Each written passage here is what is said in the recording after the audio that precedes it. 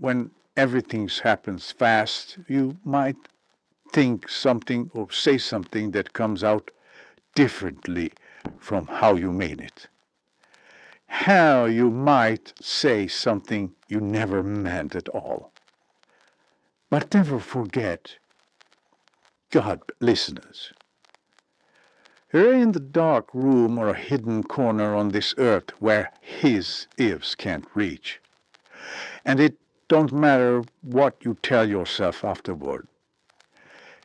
It don't matter how you sorry you are or how differently you think about it later. Those are sinful thoughts stay with you, and sooner or later you'll be punished by them. When I was younger, I always dreamed of having the son. After I came home from Vietnam and had to settle back into everyday life, I met a woman. Right from the start, we were on the same wavelength and things moved fast. We got married and we were happy. Then she got pregnant. Before long, there we were at the hospital waiting for her to deliver our baby. And when that baby came to this world, she was a girl, my little daughter, Mary Ann. And God forgive me, but in that moment I was devastated. I questioned everything. Why I'd get a daughter instead of a son I'd always wanted. Why couldn't it have been a boy?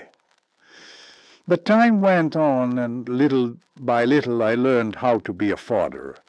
Mary Ann kept growing, and somewhere along the way, without me even realizing it, being her daddy became one of the greatest things in my life. When she was 5, my wife got pregnant again, and this time finally we were having a boy. But by then, those 5 years had changed me. I'd gotten used to being with Gerdad, and Lord knows I love every minute of it.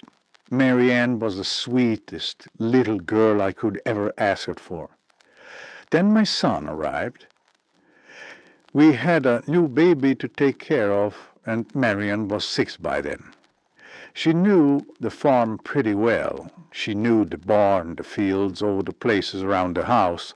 She'd grown up around all of it, until one day we couldn't find her. I don't reckon I'll ever forget how scared I was.